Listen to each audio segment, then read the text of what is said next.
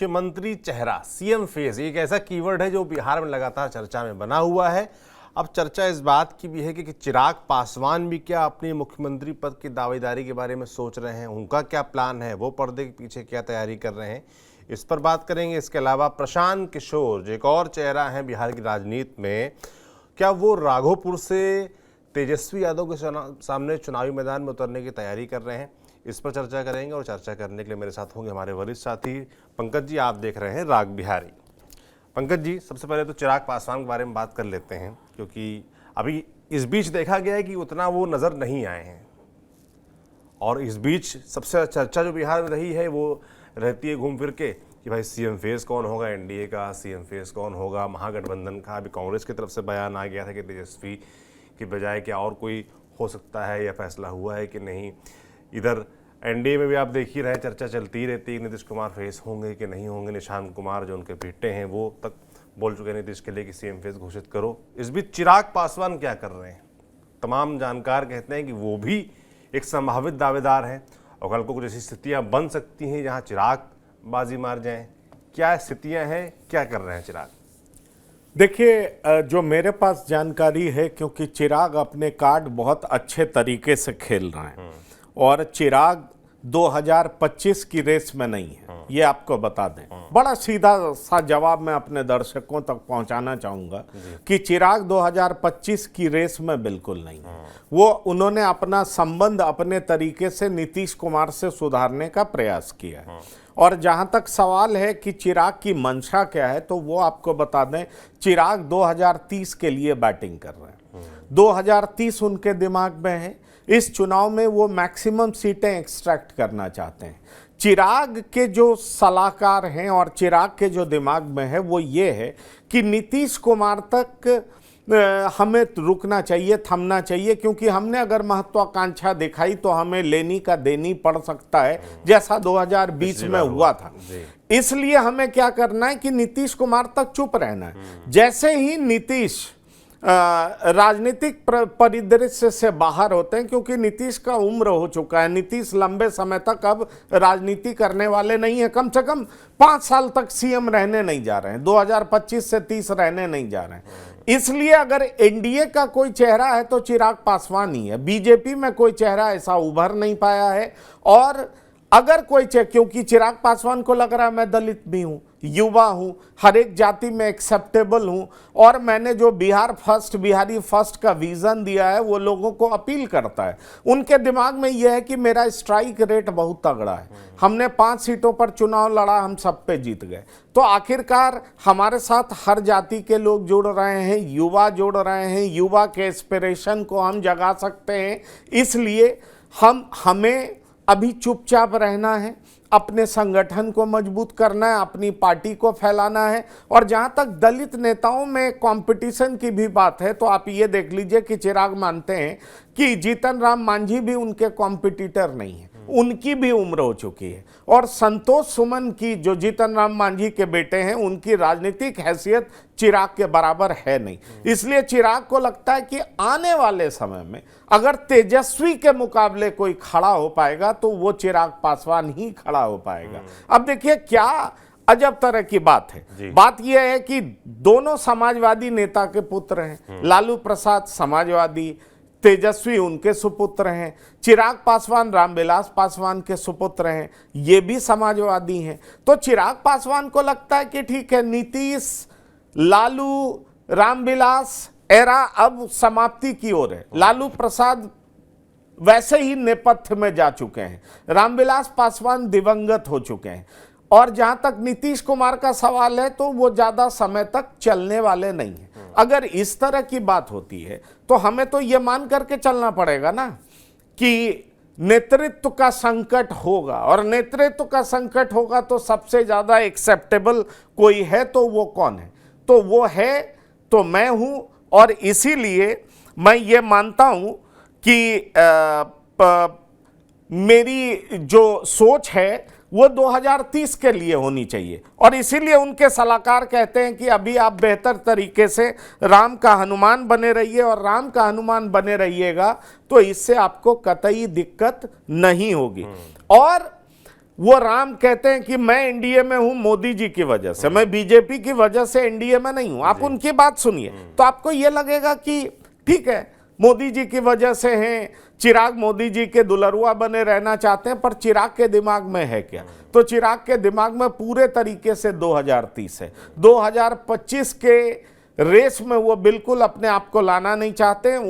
उनकी उम्मीद है कि हमें किसी तरीके से 50 सीटें मिल जाए। मुझे नहीं लगता 50 सीटें मिलने जा रही है, 25 से 30 के बीच में वो कहीं पर रहेंगे। लेकिन चिराग पूरे तरीके से अपने दिमाग में बिठा चुके हैं कि अगला सीएम होगा तो कौन हो, और इसलिए उसके लिए वो अपनी बैटिंग कर रहे हैं, अपनी टीम तैयार कर रहे हैं। और इसीलिए मैं आपको यह बता सकता हूं कि जिस तरीके से चिराग पासवान की राजनीति आगे बढ़ती हुई दिखाई पड़ रही है, उसको देख करके कहा जा सकता है कि आखिरकार चिराग सोच क्या रहे हैं। और चिराग की सोच में यह है बिहार फर्स्ट, बिहारी फर्स्ट। जब एनडीए में लीडरशिप क्राइसिस होगा, बीजेपी में उस तरह का लीडर नहीं है, तो फिर नीतीश की जगह मैं ले सकता हूं, इस तरह की बात है।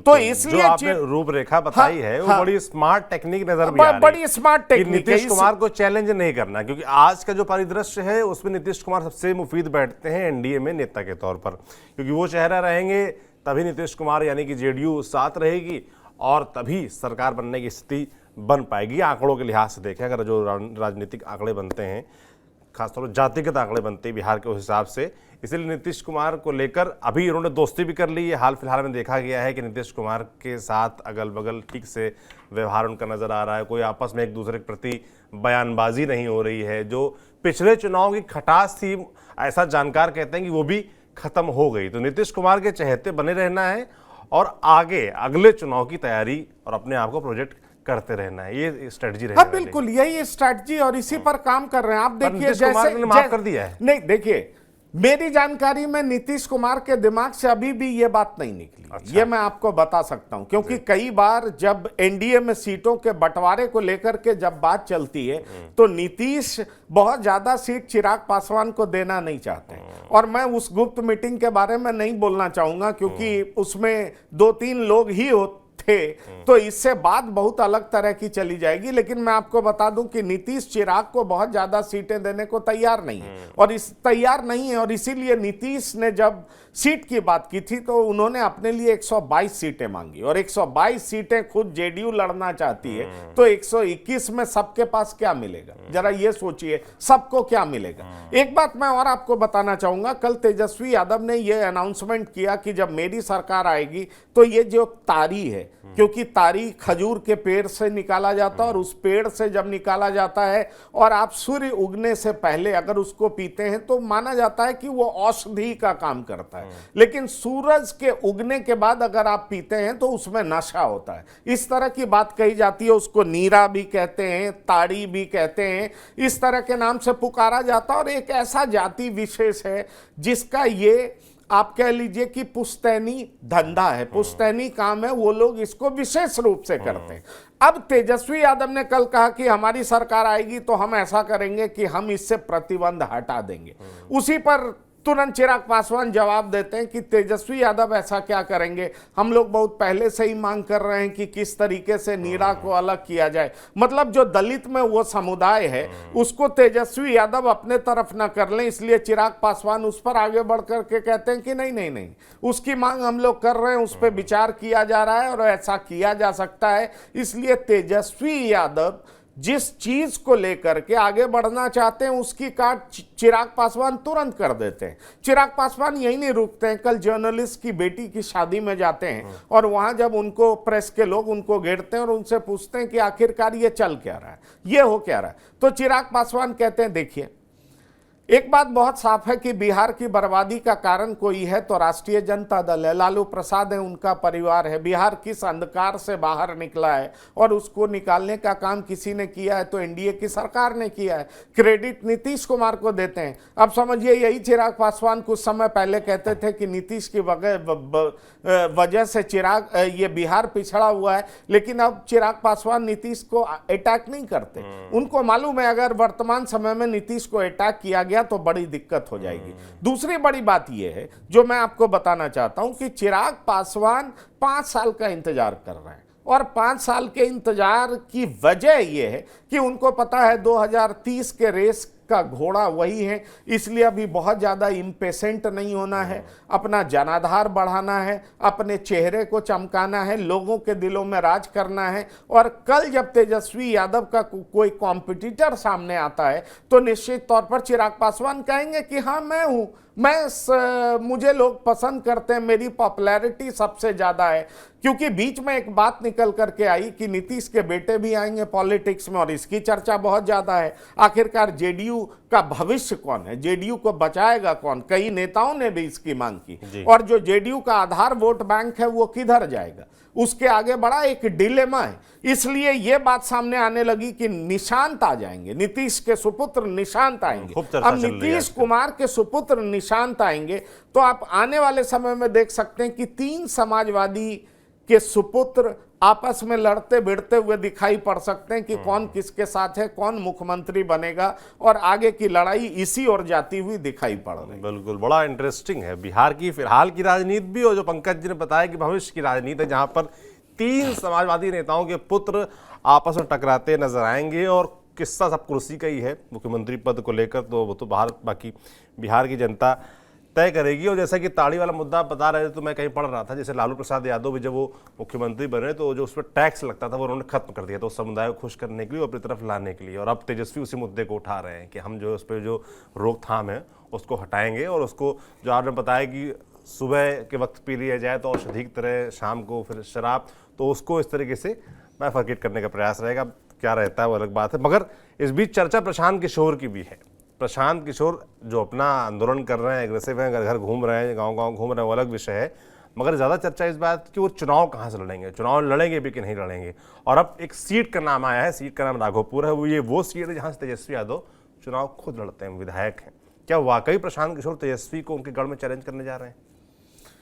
देखिए, आपको यह बता दें, प्रशांत किशोर ने कल प्रेस कॉन्फ्रेंस करते हुए कहा है कि मेरे नाम का पर्चा एप्लीकेशन किसी ने भरा है, अगर पार्टी तय करेगी तो मैं राघोपुर से चुनाव लड़ सकता हूं। और मुझे लगता है प्रशांत किशोर जिस तरीके से राजनीति में उतरे हैं, बिहार का उन्होंने लंबा दौरा किया है, बहुत सारी सिमिलैरिटीज आप उनकी अरविंद केजरीवाल के साथ देख सकते हैं। अरविंद केजरीवाल भी पॉलिटिक्स में एंट्री किए थे तो बहुत तरह की बातें करते थे, लेकिन प्रशांत किशोर और अरविंद केजरीवाल में एक बड़ा फर्क है।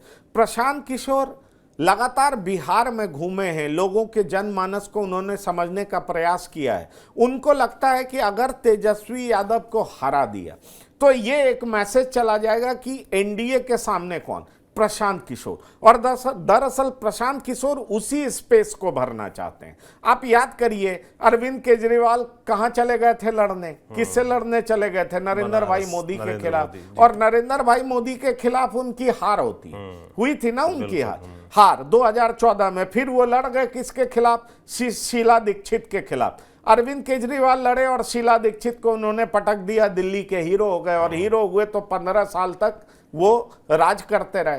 तो आप समझिए कि प्रशांत किशोर को भी लग रहा है कि हम ऐसा जगह चूज करें, राघोपुर, जो कि राबड़ी देवी का, लालू यादव का गढ़ माना जाता है। लेकिन राघोपुर ही वो क्यों चुन रहे हैं? ये चुनने के पीछे, वैसे उन्होंने अभी ये नहीं कहा है कि पार्टी ने फैसला कर लिया, पर उन्होंने राघोपुर का नाम क्यों लिया कि पार्टी अगर फैसला करेगी तो हम वहां से चुनाव लड़ सकते हैं। दरअसल बहुत साफ दिखाई पड़ता है कि एक तो आरजेडी के टॉप नेता को उसके गढ़ में चुनौती देने का मतलब है कि वहीं उसको घेर देना। नंबर 1, अगर वो पटकने में कामयाब हो जाते हैं तो एक बड़ा साफ मैसेज चला जाना कि प्रशांत किशोर नेता हो चुके हैं। तीसरी बड़ी बात कि प्रशांत किशोर ब्राह्मण है और जा रहे हैं कहां? तो यादवों के गढ़ में लड़ने।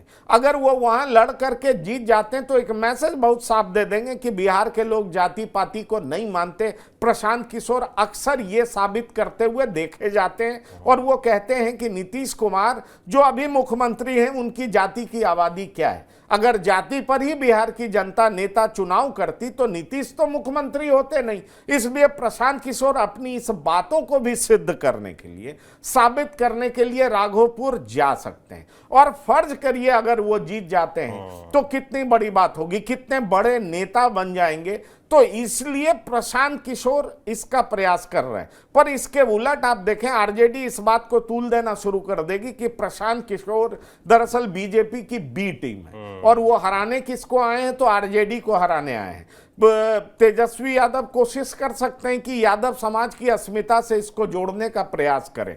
ये सारा चीज आपको राजनीति में दिखाई पड़ेगा। बट इंटरेस्टिंगली अगर वो राघोपुर जाते हैं, राघोपुर पहले से भी हाई प्रोफाइल सीट रहा है और वहां से वो चुनाव लड़ते हैं, और कहा यह जा रहा है कि जो तेजस्वी यादव के सबसे करीबी नेता जिनकी वहां पर बहुत पकड़ है, उनका इन दिनों तेजस्वी यादव से मोह भंग हो गया है। और अगर वाकई मोह भंग हो गया है तो बड़ी दिक्कत हो जाएगी। मुझे लगता है तेजस्वी यादव इस कदर वहां पर फंसे रहेंगे, क्या वो विधानसभा के चुनाव में पूरा बिहार घूम पाएंगे, ये एक बड़ा सवाल है। क्या जिस तरह की रणनीति लगातार बना करके तेजस्वी यादव लालू परिवार को घेरने का काम प्रशांत किशोर ने किया है, अगर उसमें उनको कामयाबी मिल जाती है तो ये बड़ी ही, मुझे लगता है बहुत ही परेशानी का सबब आरजेडी के लिए बन सकता है। और इसीलिए जैसे ही राघोपुर का नाम प्रशांत किशोर के मुंह से निकला है, सबको बहुत परेशान कर रहा है। प्रशांत किशोर वैसे बहुत कुछ बोल रहे हैं, ये भी कह रहे हैं कि नवंबर के बाद एक बार फिर नीतीश बीजेपी को छोड़ेंगे और बीजेपी नीतीश को सीएम बनाएगी नहीं, तो नीतीश फिर पाला बदल करके उधर जाने का प्रयास करेंगे। लेकिन नवंबर में नीतीश के पास इतनी सीटें ही नहीं आएंगी कि नीतीश कुछ प्रभावशाली बन सके। वो यहां तक चुनौती दे रहे हैं अमित शाह को कि अगर आप में हिम्मत है तो नीतीश कुमार को मुख्यमंत्री घोषित करके देखिए 5 साल तक का, तो हम मान लेंगे, क्योंकि जैसे ही आप घोषित करिएगा मुख्यमंत्री, आपके वोटर्स भाग जाएंगे।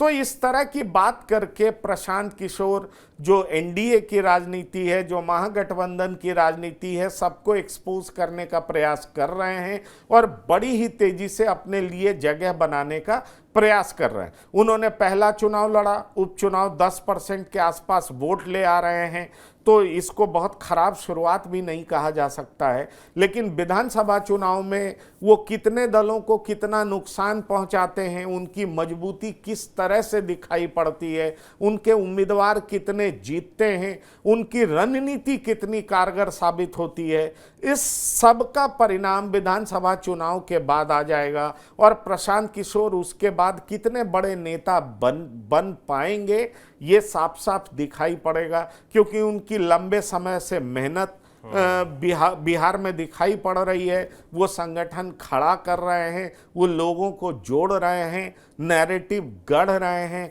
लेकिन क्या वाकई बिहार के लोग, बिहार का जनमानस जाति पाति से ऊपर उठ करके बिहार की तरक्की को दिमाग में रख करके प्रशांत किशोर जो कह रहे हैं उस पर भरोसा करके आगे बढ़ेगी, ये देखना दिलचस्प होगा। लेकिन मैं सौरभ आपको एक बात बता सकता हूं कि राघोपुर बहुत हाई प्रोफाइल सीट पहले से ही है, और अगर प्रशांत किशोर वहां पर लड़ेंगे तो हम तमाम मीडिया वाले अगर बिहार में चुनाव कवर करने जाएंगे तो सबसे पहले राघोपुर ही जाना पसंद करेंगे, क्योंकि वहां लड़ाई जबरदस्त दिखाई पड़ेगी। एक तरफ प्रशांत किशोर, दूसरी तरफ तेजस्वी यादव, और दोनों के बीच में जबरदस्त प्रतिद्वंदिता जो दिखाई पड़ेगी। तीसरी तरफ एनडीए भी रहेगा।